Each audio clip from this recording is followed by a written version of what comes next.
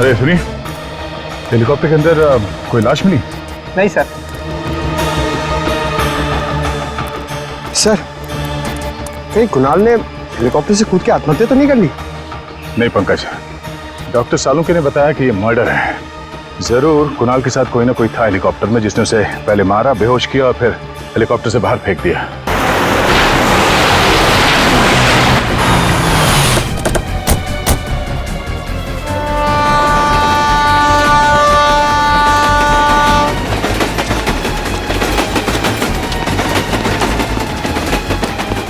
रुक जाओ।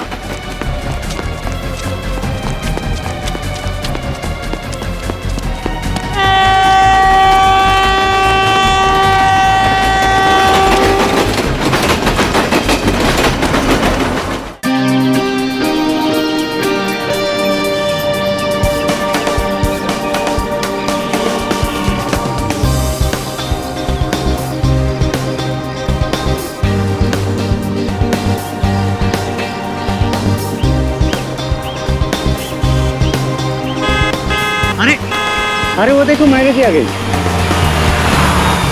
अरे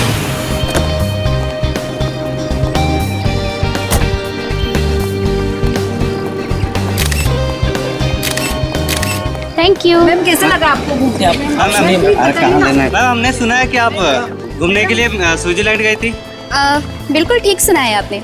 काम करते करते काफी थक गई थी तो सोचा टहल कर आ जाओ। शेखर जी की नई फिल्म का म्यूजिक लॉन्च है, इस बारे में कुछ कहना चाहती हैं ma'am? I wish Shekhar all the very best. भगवान करे कि उनकी बाकी फिल्मों की तरह यह फिल्म भी सुपरहिट हो और वो अपनी अगली फिल्म में मेरे साथ करे। आपने उनके साथ बहुत ही हिट फिल्में दी है, पर इस फिल्म में उन्होंने आपके जगह एक नई एक्ट्रेस को कास्ट किया है, तो आपको दुख तो हुआ होगा। इसमें बुरा मानने वाली क्या बात है? शेखर को लगा होगा कि शायद उस रोल में एक नई लड़की अच्छी तरीके से फिट हो सकती है, that's it. But I am sure Shekhar के पास अगर मेरे लायक कोई स्क्रिप्ट होगी तो वो मुझे बताने में झिझकेंगे नहीं। सुना है सुपरस्टार रविंद्र कुमार के साथ बहुत ही जल्द आप शादी करने वाली हैं। No personal question please. Thank you.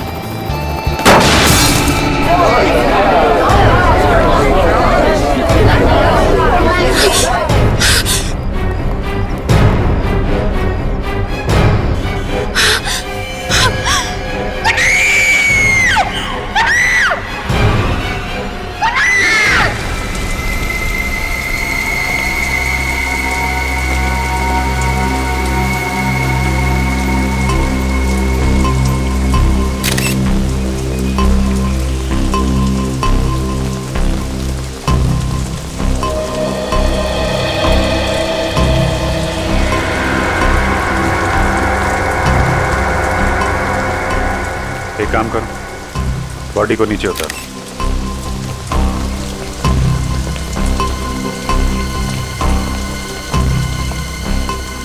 जब ये कुणाल नीचे गिरा तो कौन कौन लोग थे यहाँ? सर, मैं और मीडिया वाले थे। कहाँ से गिरा ये? सर पता नहीं, वो नहीं देखा। मतलब? सर मैं मीडिया वालों को इंटरव्यू दे रही थी कि अचानक बहुत जोर से आवाज आई और मैंने पीछे पलट के देखा तो सर मेरी कार के ऊपर कुणाल गिरा हुआ था और सर खून बह रहा था। सर मुझे नहीं पता सर, मैं बहुत घबरा गई थी। ये मैनेजर कौन है? सर मैं इस होटल का मैनेजर हूँ, मैंने ही आपको कॉल किया था। किस रूम में ठहरे थे मिस्टर कुणाल? पता नहीं सर, वो तो होटल में थे ही नहीं। क्या होटल में थे ही नहीं? गिरे तो ऊपर से ही है ना? हाँ सर। आसपास कोई दूसरी बिल्डिंग नहीं है जहाँ से गिरे हो? ध्यान नहीं दिया होगा आपने, अंदर जाते हुए देखा नहीं होगा। सर मैं तो रिसेप्शन पे था पूरे दिन, वाकई अंदर नहीं आए थे। सीसीटीवी कैमरा लगा रिसेप्शन में? Yes sir. रेडी? जरा सीसीटीवी कैमरा फुटेज चेक करो, देखो ये आदमी अंदर कब गया था। सर, सर इसके जैकेट का बटन फूटा हुआ है, ये देखिए।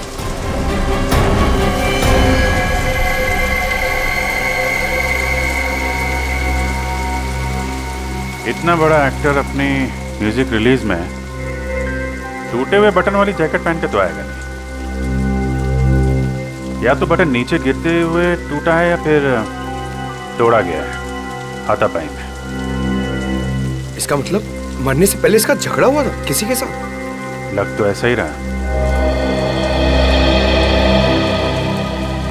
अच्छा, कुणाल का किसी के साथ कोई झगड़ा वगड़ा हुआ था क्या? नहीं सर, कुणाल बहुत ही अच्छा लड़का था। वो हमेशा सबसे मिलजुल के रहता था सर। उसका झगड़ा किसी के साथ हो ही नहीं सकता। आप? मैं इस फिल्म का डायरेक्टर हूँ, करण नाम है मेरा। आई सी। और आप हीरोइन है हाँ फिल्म सर, ये मेरी पहली फिल्म है और देखिए ना, मेरी पहली फिल्म में ऐसा हादसा हो गया।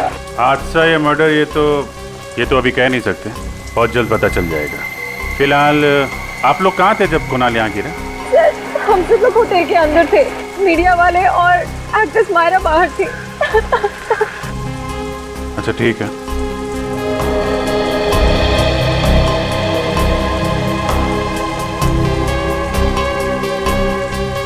जिस तरीके से ये कार की छत हिचकी हुई है, काफी इम्पैक्ट है। मतलब ये काफी ऊंचाई से गिरा है।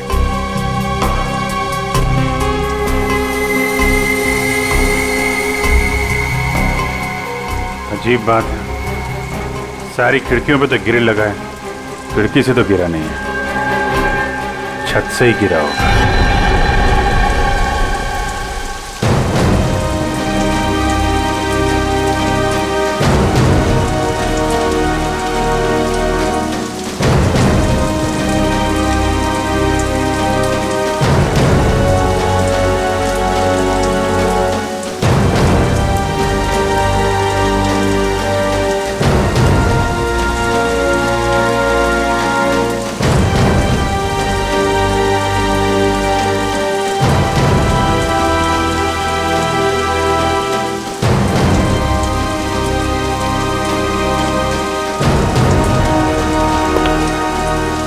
सर, होटल के सारे कमरे चेक कर लिए, दिक्कत कहीं भी ये नहीं लगता है कि कुणाल वहां से कूदा है। छत पे भी हाथापाई के कोई निशान नहीं है और टूटा हुआ बटन भी नहीं दिख रहा है। सर, कुणाल होटल में आया ही नहीं था। होटल में आए नहीं? नहीं सर, मैंने पिछले 7 दिन का सीसीटीवी फुटेज चेक किया है, कुणाल होटल में आया ही नहीं था। ये कैसे हो सकता है? सर, ये भी तो हो सकता है कि कुणाल होटल आया हो और खूनी ने उसका सीसीटीवी फुटेज मिटा दिया हो। कहीं होटल में कोई काम करने वाला तो खूनी नहीं है? सर, ये भी हो सकता है कुणाल भेष बदल के इस होटल में आया हो, फिर यहाँ से उसने कूद के आत्महत्या कर ली। होने को तो कुछ भी हो सकता है। अब तो डॉक्टर सारुंके ही बताएंगे कुणाल का खून हुआ है या कुणाल ने आत्महत्या की है।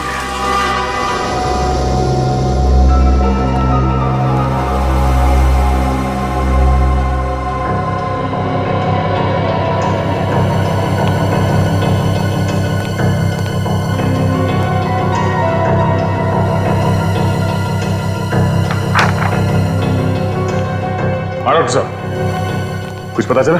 हाँ दया, मौत तो इसके ऊपर से गिरने की वजह से ही हुई है, लेकिन ये आत्महत्या नहीं है, ये एक खून है। खून है? हाँ। मतलब इसे ऊंचाई से फेंका गया? हाँ दया। पर ये आप कैसे कह सकते हैं? देखो दया, ये ऊपर से गिरा है अपने शरीर के दाएं हिस्से की तरफ से, इसीलिए इसके शरीर पर ये दाएं हिस्से की तरफ सारी चोट आई है। ये देखो, ये दाएं तरफ रिब का फ्रैक्चर, ये दाएं हाथ पर चोट के निशान, ये सब। लेकिन इसके सर पर बाईं तरफ भी एक चोट का निशान है, ये देखो। अब सवाल ये उठता है कि इसके सर पर बाईं तरफ ये चोट आई तो आई कैसे? जरूर ये चोट खूनी के साथ हाथापाई के दौरान आई होगी। एग्जैक्टली सचिन, इसे ये चोट तब आई जब किसी ने इसके सर पर बाईं तरफ वार किया किसी भारी चीज से, शायद इसे बेहोश करने के लिए। हाँ सर, क्राइम सीन पर हमें इसकी शर्ट का एक बटन भी तो नहीं मिला था। आप भी हाथापाई के दौरान टूट गया होगा और जैसे ये बेहोश हो गया, खूनी ने इसे ऊपर से धक्का दे दिया। पर इसे धक्का दिया तो दिया कहां से?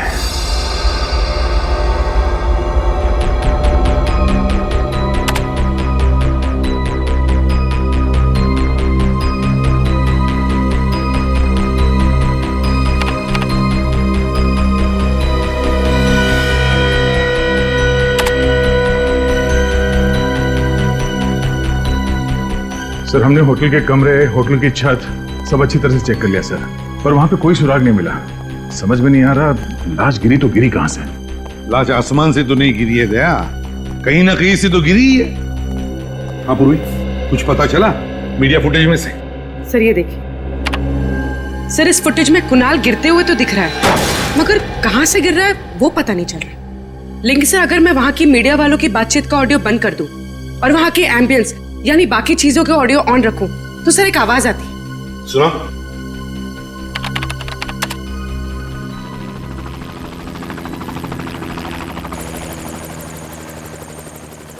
सर ये कैसी आवाज है? देखते हैं फ्रेडी, पता करते हैं। जरा फिर से सुनो।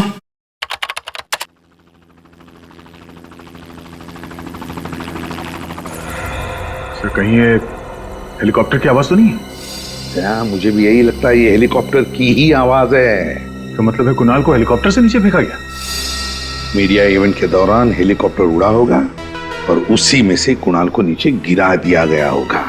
पूर्वी काम करो, पता लगाओ उस इवेंट के दौरान कितने हेलीकॉप्टर ने उड़ान भरी थी और किसने बुक किया था। सर इस सब में दो चीजें सामने आती है। एक ये कि खूनी अमीर और बहुत ही पहुंचा हुआ आदमी है, हेलीकॉप्टर बुक करना किसी आम आदमी के बस की बात नहीं है। और दूसरा ये कि कुणाल खूनी को अच्छी तरह से जानता होगा, तभी तो वो हेलीकॉप्टर में बैठने के लिए राजी हो गया। सर जिस वक्त कुणाल को फेंका गया उसके कुछ ही देर बाद उन्नति मैदान में एक हेलीकॉप्टर क्रैश हो गया सर। क्या? उन्नति मैदान में हेलीकॉप्टर क्रैश हो गया? तो फिर दया कहीं वही हेलीकॉप्टर तो नहीं जिसमें से कुणाल को फेंका गया? हाँ पता नहीं सर कैसे हुआ है, समझ में नहीं आ रहा है। अभी तक कोई आया क्यों नहीं? इंश्योरेंस प्रीमियम के लिए तो दौड़ कर आते हैं। सर लगता है वो लोग आ गए।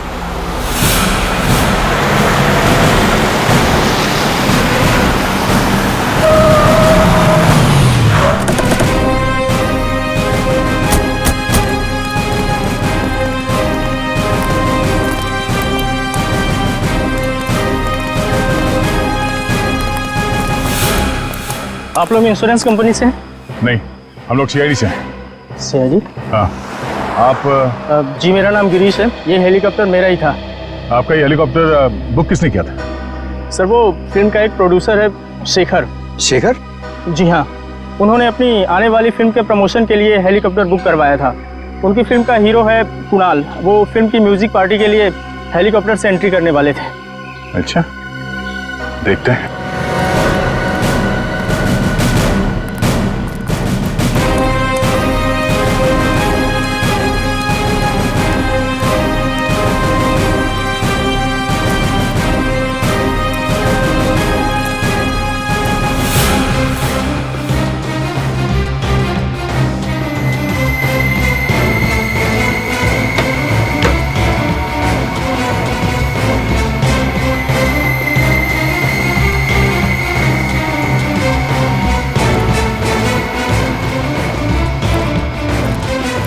अरे सुनिए, हेलीकॉप्टर के अंदर कोई लाश मिली?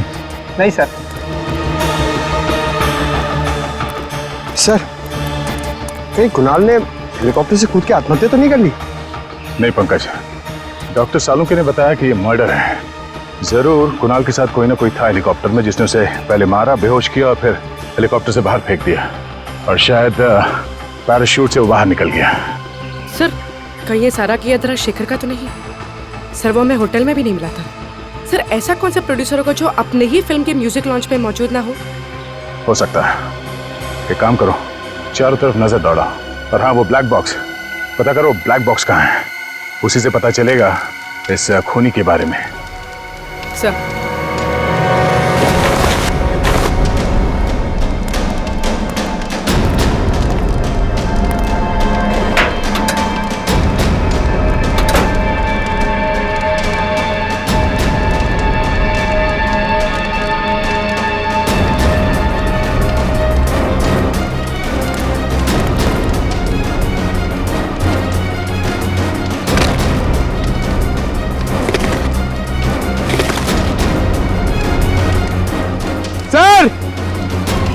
सर जल्दी आइए।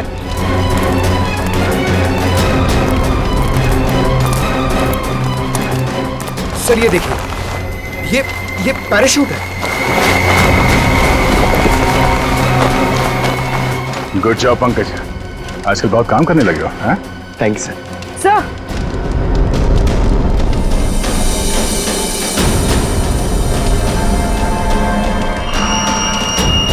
पेंडेंट शायद खूनी का हो सकता है, और खूनी शायद शेखर भी हो सकता है। मुझे यकीन नहीं हो रहा कि आप लोग मुझ पे शक कर रहे हैं। मैं अपनी फिल्म के हीरो को क्यों मरवाऊंगा? फिल्म की पब्लिसिटी के लिए। कुणाल की मौत से आपकी फिल्म को पब्लिसिटी मिलने वाली थी, और बॉक्स ऑफिस पे कलेक्शन दुगने होने वाले थे। हाँ सर, लेकिन मेरी फिल्म तो वैसे ही हिट है, उसके लिए मुझे गुनाह करने की क्या जरूरत है सर? तुम्हें बनाया था ना कुणाल की एंट्री का प्लान हेलीकॉप्टर से। हाँ, कुणाल को हेलीकॉप्टर चलाना बहुत अच्छे से आता था, उसके पास उसका लाइसेंस भी था, और मैंने ही उसको बोला था कि इस पार्टी में अगर वो हेलीकॉप्टर से आएगा तो फिल्म की पब्लिसिटी में 4 चांद लग जाए। 4 चांद का तो पता नहीं, मगर तुम्हारी इस प्लानिंग की वजह से वो ऊपर जरूर पहुंच गया। तुम्ही ने उसे हेलीकॉप्टर से धक्का दिया था ना? नहीं, मैं उस वक्त हेलीकॉप्टर में था ही नहीं उनके साथ। फिर कौन था वहां पे? मुझे नहीं पता। देखिए, पता नहीं कहने से काम नहीं चलेगा। जब म्यूजिक लॉन्च हो रहा था तो आप वहां पे नहीं थे। कहां पे थे आप? मेरी तबीयत ठीक नहीं है, मैं घर पे आराम कर रहा था। मेरी तबीयत अभी भी बहुत खराब है, मुझे बहुत घबराहट हो रही है। सर, मैं इनकी डॉक्टर को फोन करती हूँ। सर, इनसे 3 सवाल क्या पूछे, इनकी तबीयत बिगड़ गई। आप क्या सकते? आपको क्या लगता है कि मैं आपसे झूठ बोल रहा हूँ? सही में तबीयत खराब हो रही है। शेखर जी, क्या हो गया आपको? शेखर जी, 15 मिनट में आ रहे हैं। शेखर जी, क्या हो गया आपको? शेखर जी, उठिए। शेखर जी, क्या हो गया? बालों का गिरना, इसकी नाक में से खून का बहना, इसका पूरा शरीर इस तरह से पीला पड़ जाना, ये सब देख करके मैं समझ गया था ये कोई साधारण मौत नहीं है, ये बड़ा टेढ़ा चक्कर है। कैसा टेढ़ा चक्कर सालुंके साहब? रेडी, शेखर की मौत जहर से हुई है, और जहर भी कोई ऐसा वैसा जहर नहीं। दरअसल ये रेडिएशन पॉइजनिंग का शिकार हुआ है। Radiation poisoning?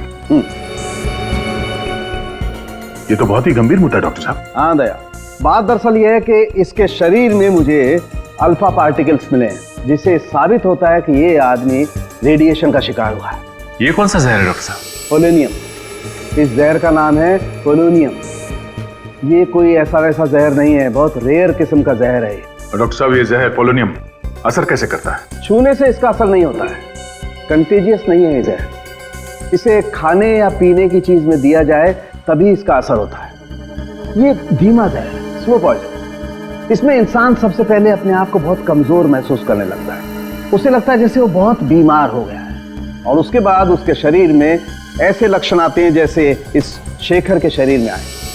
उसका एक एक अंग धीरे धीरे काम करना बंद कर देता है, और इस वजह से इंसान की मौत हो जाती है। इतना धीमा जहर?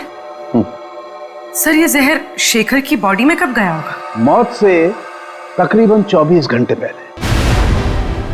24 घंटे पहले? और ये पोलोनियम जहर खूनी के पास कहां से आया होगा? ये हर जगह आसानी से तो नहीं मिलता। मैं एक काम करता हूं दया, मैं जानने की कोशिश करता हूं कि इस शहर में किस किस के पास ये पोलोनियम नाम का जहर हो सकता है। तब तक हम पता करते हैं कि मरने के ठीक 24 घंटे पहले ये शेखर कहां था और किसके साथ था। अभिजीत, ब्लैक बॉक्स की रिकॉर्डिंग सुनते हैं, पता चल जाएगा उड़ान के वक्त हेलीकॉप्टर में क्या बातें चल रही थी।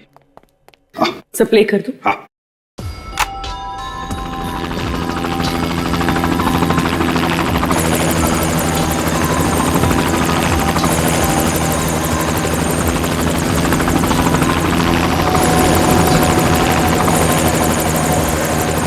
शेखर के साथ ऐसा किया? मुझे यकीन नहीं आ रहा है। क्यों किया ऐसा तुमने? ये जवाब दो।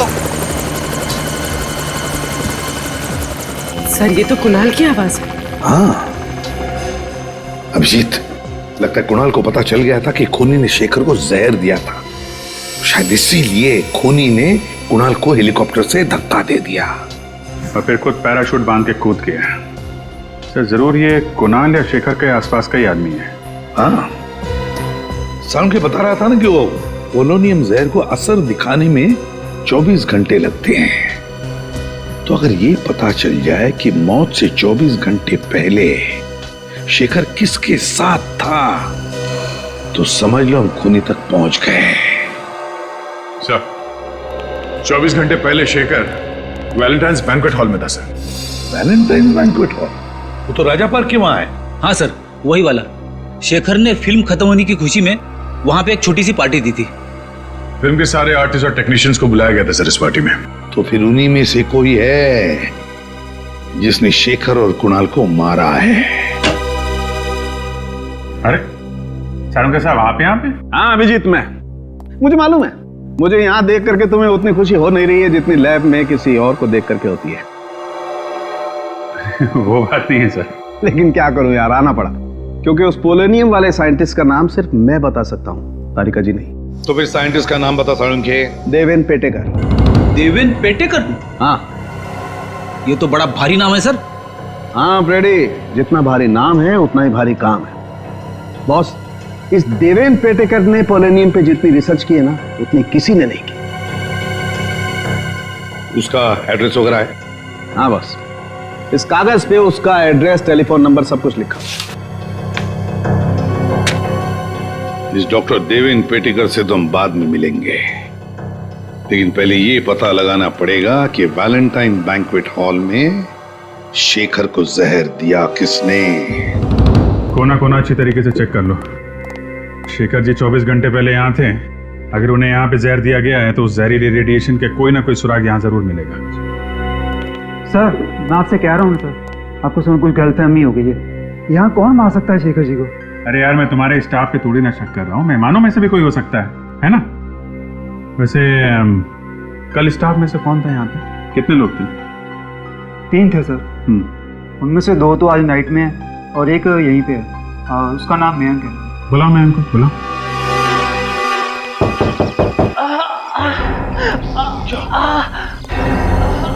सर, यहाँ से किसी के कराने की आवाज आ रही है। कई साइंटिस्ट की जान खबर में तो नहीं है। एक मिनट।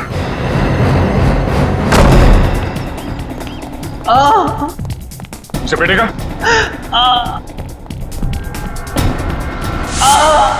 Oh no. सचिन, पूर्वी, पूर्वी एम्बुलेंस बुला जल्दी। सर, क्या हुआ? अब ठीक तो है? मेरी लेबोरेटरी। क्या हुआ आपकी लेबोरेटरी? मेरी लेबोरेटरी। इसने इसको उंगली काट दी है। कौन हो सकता है सर? अब ये तो यही बता सकते हैं। हाँ सर, एक आदमी काफी देर तक शेखर जी से बातचीत कर रहा था। अच्छा, क्या क्या बात कर रहा था? कुछ सुना आपने? अरे यार सुनो, सीआईडी की मदद करोगे तो कोई तकलीफ नहीं होगी। ओके, बताओ। सर, वो विनती कर रहा था कि शेखर जी की आने वाली फिल्म की रिलीज डेट आगे बढ़वा दे, नहीं तो उसका बहुत बड़ा नुकसान हो जाएगा। अच्छा, था कौन ये आदमी? नहीं सर, मैं नहीं जानता वो आदमी कौन था। तो शेखर जी ने क्या कहा? शेखर जी हंसने लग गए और बोले खाना जरूर खाकर जाना, अच्छा बना है।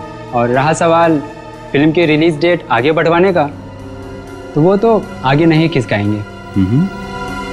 अच्छा, कहीं शेखर जी की मौत की वजह फिल्म की रिलीज डेट तो नहीं है? शेखर जी की मौत के बाद अब तो शायद उसकी फिल्म भी वक्त पे रिलीज ना हो पाए। इससे आपकी फिल्म का बहुत फायदा होगा ना? देखिए, किसी की चिता की आग पे रोटियां सेकी नहीं जाती। शेखर जी बहुत ही सीनियर थे और फिल्म इंडस्ट्री के एक नामी गिरामी प्रोड्यूसर थे वो। उनके जाने के बाद फिल्म इंडस्ट्री को जो आघात पहुंचा है, उसको शब्दों में बयान करना नामुमकिन है। तो हम मुमकिन कर देते हैं मिस्टर राजेश, शेखर के खूनी की दास्तान सुनाकर। सीआईडी वाले आज यहाँ कैसे आ गए? देखिए प्लीज, अभी आप लोग बाहर जाइए, हम आपको बाद में जवाब देते हैं। शेखर जी का खून क्या है? आइए, आप लोग बाहर, please please please please please आइए, कोऑपरेट करें, please please ma'am, please please please आइए, प्लीज प्लीज प्लीज प्लीज आप लोग आइए, प्लीज। ये क्या कर दिया आपने? मेरे फिल्म को नेगेटिव पब्लिसिटी दे दी। वो कहते हैं ना आप लोग, any publicity is good publicity. मैं नहीं मानता। मेरे लिए मेरी इमेज और मेरी इज्जत बहुत मायने रखती है। इज्जत मायने रखती है तो फिर खून क्यों किया शेखर का? मैंने शेखर का खून नहीं किया है। मैं एक कलाकार हूँ, फिल्म प्रोड्यूस करता हूँ, मैं खूनी नहीं हूँ। क्योंकि शेखर ने तुम्हारी बात नहीं मानी, अपनी फिल्म की रिलीज डेट आगे नहीं की, इसलिए तुमने ये तरीका ढूंढ निकाला उसकी फिल्म को पोस्टपोन करने का। ये बात सच है कि मैं उनको रिक्वेस्ट करने गया था, लेकिन जरूरी थोड़ी है कि उन्होंने बात सुनी नहीं तो मैं उनको खून कर डालूंगा। अच्छा, अगर आपने खून नहीं किया तो फिर किसने खून किया? मुझे क्या पता सर, मुझे तो सिर्फ इतना मालूम है कि मैं निर्दोष हूँ। मेरी बीवी भी अक्सर मेरी बात मानती नहीं है, तो इसका मतलब ये थोड़ी है कि मैं हर एक का खून कर चुका हूँ। जब शेखर का खून हुआ तो कहाँ थे आप? सर उस वक्त मैं होटल में ही था, उनकी फिल्म की हीरोइन समीरा से बात कर रहा था मेरी अगली फिल्म के लिए। सर यहाँ पे तो फिंगरप्रिंट स्कैनर लगा हुआ है। देवेंद्र जी ने स्कैनर इसलिए लगाया होगा ताकि उनके अलावा कोई और इस लैब के अंदर जा ना सके। सब फिर हम लोग अंदर जाएंगे कैसे? अब यहाँ तक आ ही गए हैं तो अंदर भी पहुंच ही जाएंगे। सचिन, ये काम करो, ऑफिस में। सर इस पर कुछ लगा हुआ है। ये तो खून जैसे लग रहा है। पूरी देर चेक कर सर।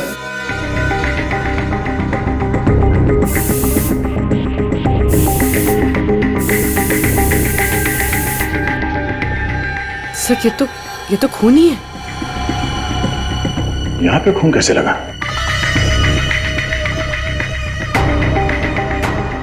सर, हाँ? ये देखिए।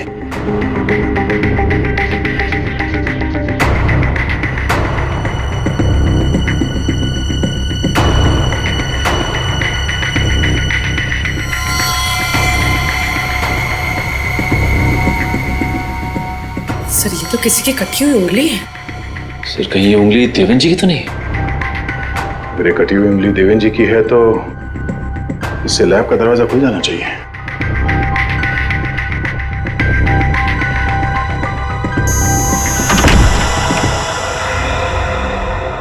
अब समझ में आया खूनी ने देवेंद्र जी की उंगली क्यों काटी थी। पूरी एविडेंस बैग में डालो। सचिन,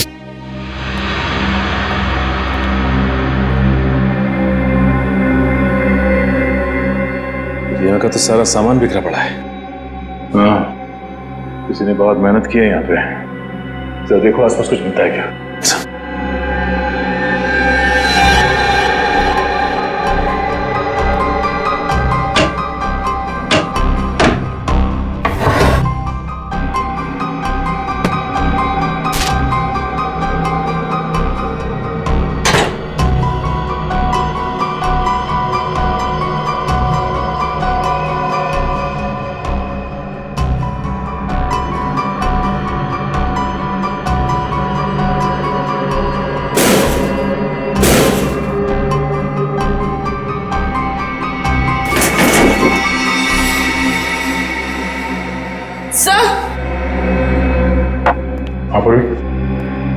सर इसमें से एक बॉटल गायब है।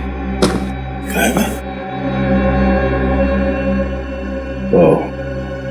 पोलोनियम जहर इसी लैब से चुराया गया है। सर ये देखिए, खून की बूंद गिरी हुई है। देवेंद्र की कटी हुई उंगली तो हमें लैब के बाहर मिली थी, तो फिर ये खून यहाँ कैसे है? सर कहीं ये खून खूनी का ही तो नहीं है? अगर ये खून खूनी का है तो ज्यादा देर हमसे बच नहीं पाएगा।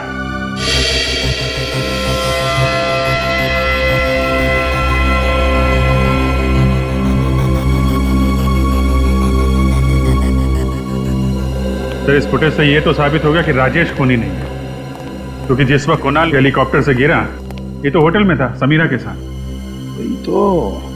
ये तो कोई बाहर का ही है, खूनी कोई बाहर का ही है, पर कौन? वो जो कोई भी है, उसे हंटिंगटन नाम की बीमारी। क्या? हंटर?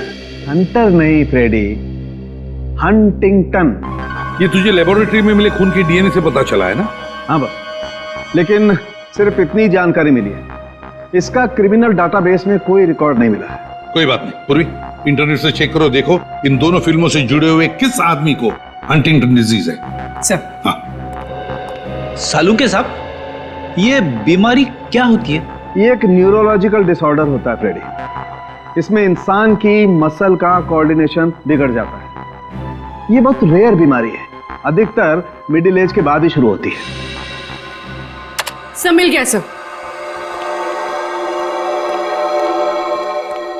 सर इसका नाम नंदन कुमार है। सर ये एक राइटर है और इसने कुछ फ्लॉप फिल्में लिखी हैं। 2 साल पहले ये शेखर के पास अपनी एक कहानी लेकर गया था, पर शेखर ने इसकी कहानी ठुकरा दी। और जब नंदन को पता चला कि शेखर उसी की कहानी पे फिल्म बना रहा है तो उसने शेखर पे कोर्ट केस कर दिया, लेकिन वो हार गया था। और ये वही वाली फिल्म है सर, 555 घंटे, जिसका म्यूजिक लॉन्च हुआ था उस दिन। इसका मतलब है दया, हमारा खूनी मिल गया। सर एक टाइम था जब मैं भी राइटर बनना चाहता था। मैं कविताएं लिखना चाहता था, लेख लिखना चाहता था, शायरियाँ लिखना चाहता था। अरे यार लिखते फिर ये यहाँ सीआईडी में क्या करने आ गए? पता नहीं सर। सर मगर दोनों में ना बहुत सिमिलैरिटी है। अच्छा? हाँ, राइटर बनने में भी उतना ही दिमाग लगाना पड़ता है जितना सीआईडी ऑफिसर बनने में। तुम अगर राइटर बन जाओगे ना तो तुम्हारी कहानी में खून और मुर्दे बहुत होंगे। सर रोमांस भी हो सकता है। हाँ रोमांस तो हो सकता है। नंदन। हाँ आप लोग कौन? हम लोग सीआईडी से हैं। सीआईडी से?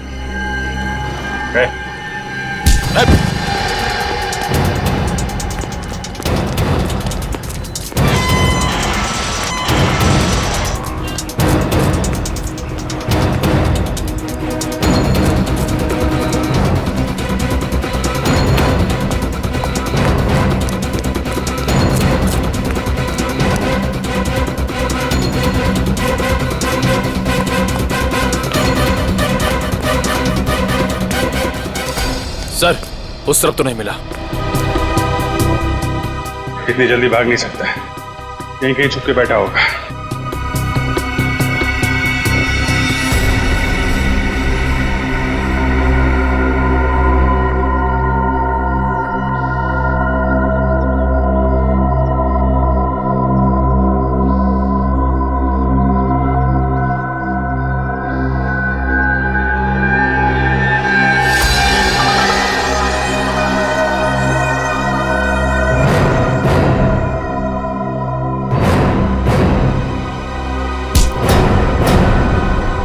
छोड़ दो मुझे, छोड़ दो मुझे। तुम जैसे खूनियों को छोड़ा नहीं जाता है, जेल में बंद करके उनकी खातिरदारी की जाती है, समझा? खूनी? मगर मैंने किसी का खून नहीं किया। देखा सर, राइटर ने फिर से कहानी बनाना शुरू कर दी। सर मैं सच कह रहा हूँ सर। 2 खून किए तुमने, कुणाल और शेखर का।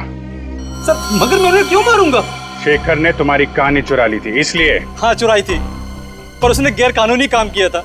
मगर इसका मतलब थोड़ी ना है कि मैं भी कोई गैर कानूनी काम करूंगा। सर मैंने उसे कुछ नहीं किया सर। साइंटिस्ट देवन की लेबोरेटरी में क्यों गया था? पोलोनियम जहर चुराने के लिए?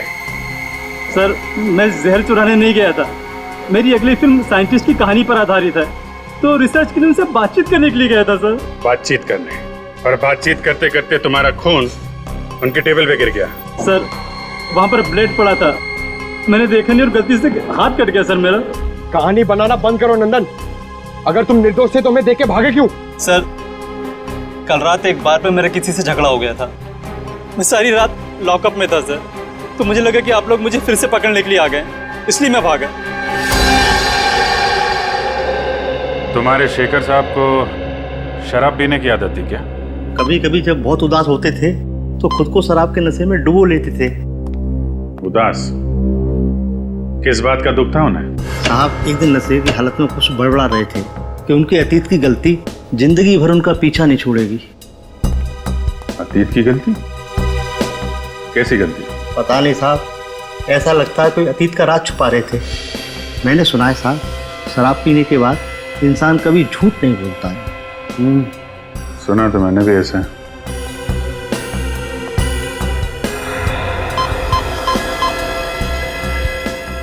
सर ये देखिए सर, इस क्लास में अल्फा पार्टिकल्स मिले हैं सर।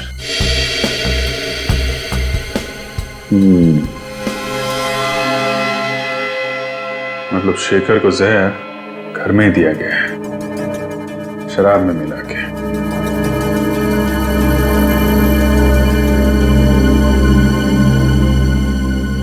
जब शेखर की मौत हुई तुम कहाँ थे?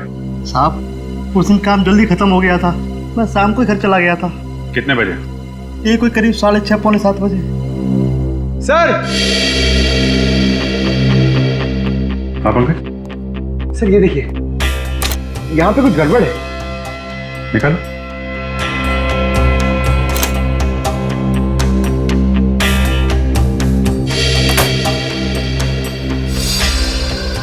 सर, दीवार में अलमारी? क्या है, निकालो जरा।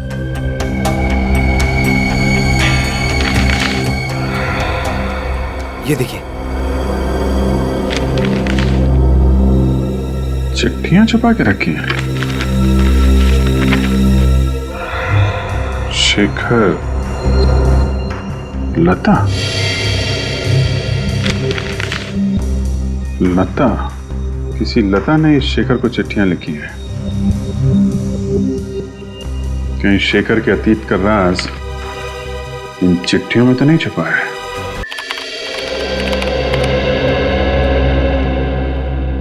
कुछ पता चला इन चिट्ठियों में से? हाँ सर, काफी पुरानी चिट्ठियां हैं, 20 साल से भी ज्यादा पुरानी। इतनी पुरानी चिट्ठियां आदमी तभी संभाल के रखता है ना जब उसका कोई इमोशनल कनेक्शन हो, इनके साथ कोई लगाव हो। हाँ सर, यहाँ भी प्यार का ही मामला है। ये लता उन दिनों छोटी मोटी एक्ट्रेस हुआ करती थी। दोनों आपस में प्यार करते थे सर, मगर ये शेखर पहले से शादीशुदा था। कई बार लता को वादा किया था उसने कि अपनी बीवी को डिवोर्स दे देगा, लेकिन ऐसा किया नहीं। शायद लता इसी बात से दुखी थी। हाँ सर, लेकिन उसने दुनिया के सामने ये बात जाहिर नहीं होने दी, क्योंकि उसे पता था कि इससे उसकी और शेखर की बदनामी हो सकती थी।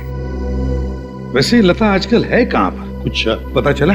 हाँ सर, लता अब जिंदा नहीं है। 20 साल पहले 27 मार्च 1993 को उसकी छत से गिरने से मौत हो गई। हो सकता है ये एक्सीडेंट ना हो, और शायद इसमें शेखर का हाथ हो। फिर 20 साल बाद कोई तो है जो लता की मौत का बदला लेना चाहता है। लग तो ऐसा ही रहा है सर। सर, जिस वक्त लता की मौत हुई थी उसकी एक 4 साल की बेटी थी सेजल। माँ की मौत के बाद उसे अनाथ आश्रम भेज दिया गया था, और अब वो 4 साल की बेटी 24 साल की हो गई है। अच्छा, तो हो सकता है इस बच्चे ने अपना पूरा बचपन माँ के बदले की आग में गुजारा हो। इस अनाथ आश्रम में जाकर पता लगाओ सेजल के बारे में, वो करती क्या है कहाँ। सेजल नाम की एक बच्ची आई तो थी यहाँ करीब 20 साल पहले। जब वो 8 साल की हुई तो उसे अडॉप्ट कर लिया गया है। किसने अडॉप्ट किया था? मिस्टर एंड मिसेस संजीवन ने। देखिए, अडॉप्शन के वक्त का फोटोज है।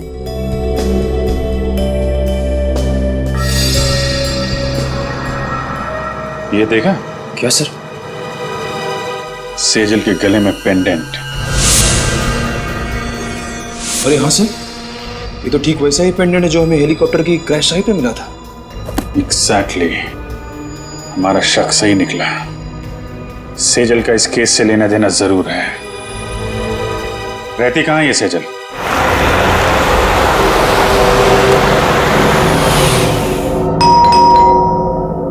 अलका, जरा देखना कौन है। जी जी कहिए। माजी, हम लोग सीआईडी से हैं। सीआईडी से? क्या बात है? अंदर आने के लिए नहीं कहेंगे? ओह सॉरी, आइए। Thank you. सुनिए, सीआईडी वाले आए हैं।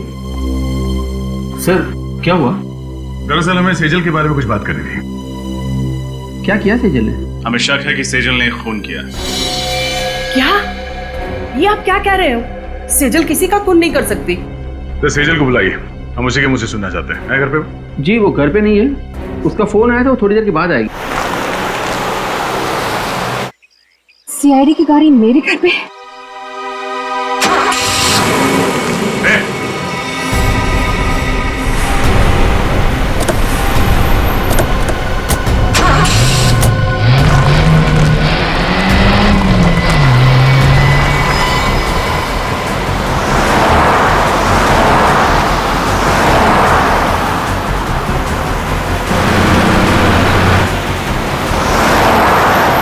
गाड़ी बहुत तेज चला रही है।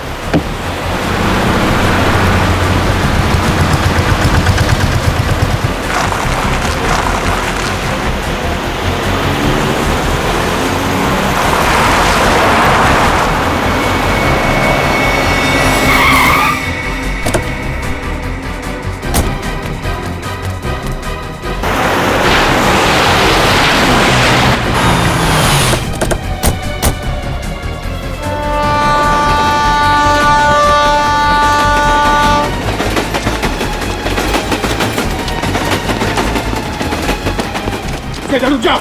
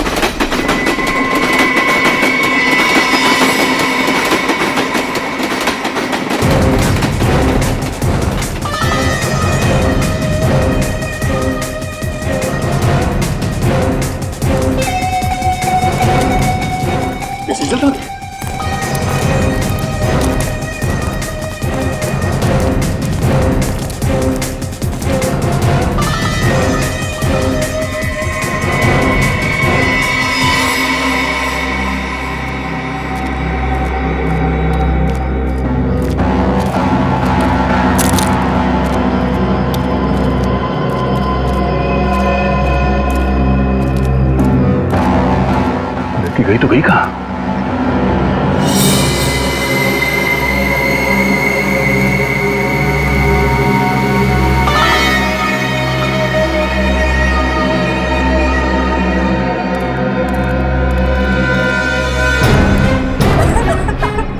बस बहुत भाग ले, अब जरा अपना मुखड़ा तो दिखा दे।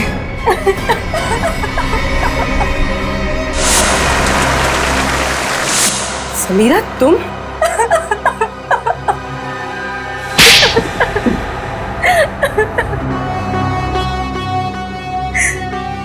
किसी भी बच्चे के लिए उसकी माँ की मौत से ज्यादा दर्दनाक और कुछ नहीं हो सकता। 4 साल की थी मैं, 4 साल की, जब वो शेखर की वजह से मेरी माँ की मौत हो गई।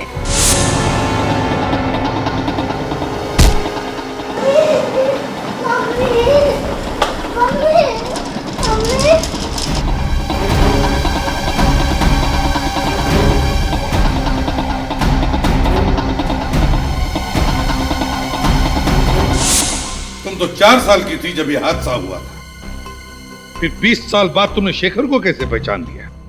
नहीं पहचानती थी, लेकिन मैंने सोच रखा था कि एक ना एक दिन उस आदमी को जरूर ढूंढ निकालूंगी जिसने मुझे अनाथ किया और उसे एक दर्दनाक मौत दूंगी। मैंने पोलोनियम के बारे में कहीं पढ़ा था कि एक धीमा जहर है और सोच लिया था कि इसी से शेखर को मारूंगी। पर शेखर को ढूंढा कैसे तुमने? मैंने उसे नहीं, उसने मुझे ढूंढा। वो अपनी फिल्म के लिए एक हीरोइन की तलाश कर रहा था जिसके जरिए वो मुझ तक पहुंच गया। अच्छा, तो फिर इत्तेफाक से उसके घर में तुमने तुम्हारी माँ ने लिखी हुई चिट्ठियां पढ़ ली और तुम समझ गई कि तुम उस खूनी तक पहुंच गई हो, है ना? हाँ, मैंने उसी दिन से उसे मारने का प्लान बना लिया था। और जब कुणाल को पता चला कि तुमने शेखर को जहर देके मारा है तो तुमने उसे भी मार दिया, हैं?